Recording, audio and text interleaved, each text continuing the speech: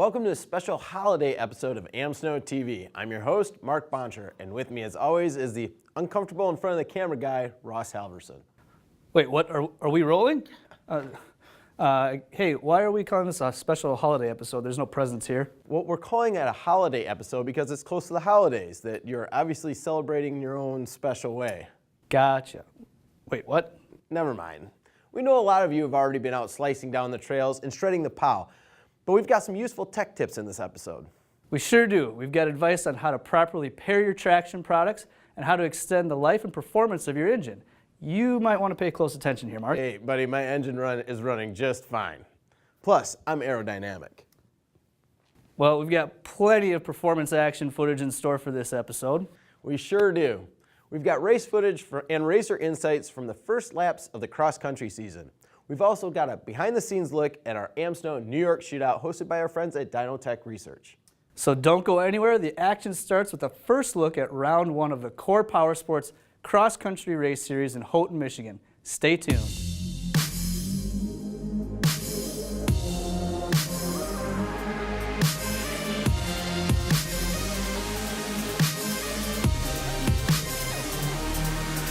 Go!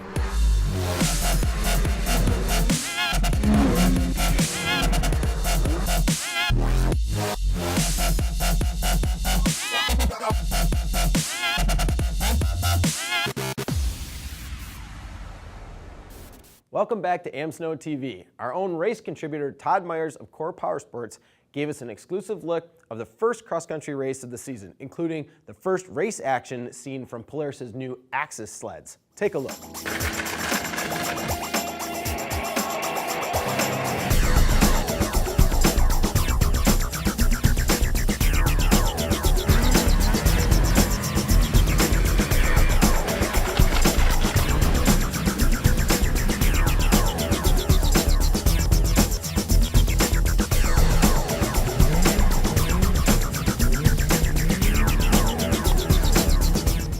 Wow, Mark, that looks like some pretty rough race conditions out there. And I'm glad we got a couple of those AXYS sleds to test out this season. Yeah, maybe you can finally earn your racing stripes. Dude, didn't you see the January issue preview? I've got racing stripes. Underwear does not count. What are you doing in my unmentionables drawer? That's terrible. Anyway, speaking of terrible things, it's time for another commercial break. But when we come back, we'll show you what we think is the most terrible day of the year. Stick around. We're promoting AmSnow TV across all our media outlets, including our brand new website, e-newsletters, social media, and of course, the best magazine in the biz. Let us do the same for you. To find out how American Snowmobiler can help your business reach up to 214,000 snowmobile enthusiasts each month, contact our advertising department today. Oh, it's my least favorite day of the year. You're about to find out why.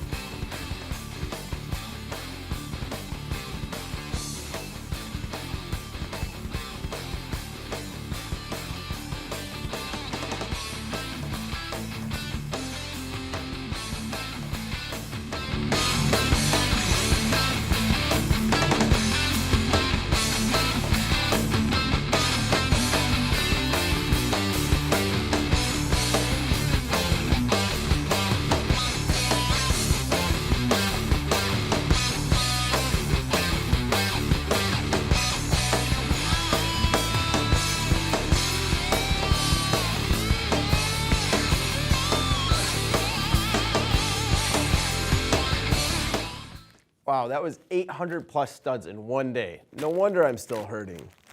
Wow, getting old looks terrible on you. Hey, I'm not dead yet. And what are you doing? What does it look like I'm doing? I'm clipping coupons here, buddy. I knew you were cheap, but coupons? Come on, man.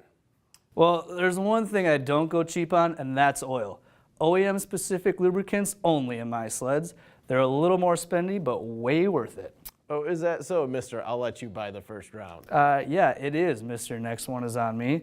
And I talked to some of our industry experts at their top secret laboratory to find out why. I'm here with Dan Gray, the Executive Vice President for one of the top oil development and manufacturing labs in the country. Dan's team works on technology for a lot of our high-performance engines in the market today, including snowmobile engines. And Dan, we know there's a lot of high standards in today's engine manufacturing, especially with the automobile industry. What are some of those standards that the snowmobile industry has? Well, unfortunately, as you've heard a lot the last couple of years, a lot of industries have regulating bodies like API for the Automotive Institute, like NNMA, North American Marine Manufacturers Association for marine oils, like TCW3, FCW, and the various industries have regulating bodies. In the power sports market, there's not a regulating body or a minimum quality level for oils.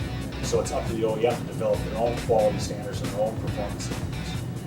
And I guess with all the high standards that these OEMs have nowadays for different components in their engines, can you take us through a little bit about what goes into the development of some of these OEM oils? Sure. Not only in the power sports arena, but in most all OEM oils, marine industry, the power sports industry, the lawnmower industry.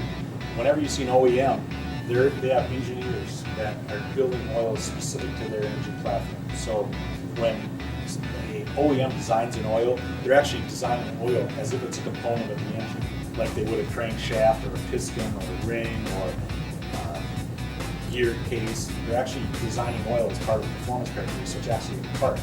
So typical OEM will run a dyno test, a couple different field tests, and then throughout the whole platform of products, from every size they make, from a fan-cooled engine to a 600 to an 800, whatever their different platforms are, they'll run the oil across the whole brand. All right, Tim, thanks for stepping in here and joining us to tell us a little bit about your XPS lubricants. We just learned from Dan what makes some of the oils here, and when each OEM has their specific lubricants that work best with their machines. Can you tell us a little bit about what makes XPS so different? Well, it starts really with the E-Tech technology, and that's what drove XPS development in the first place. XPS, when it was all said and done, came up with a completely unique additive chemistry, and it has an additive component that is in no other oil that we've ever seen. Synthetic is really where you're going to get improved oil film strength. When you get that high level of refinement, what you're achieving is a more consistent molecule. So your molecules are all the same size and shape. This is more like a line of BBs. You can see that it would be a very consistent oil film, and that's what you're gaining with the synthetic. As you can see, the right lubricant for your sled is extremely important for the longevity and performance of your machine. Think of oil as an essential part of the engine.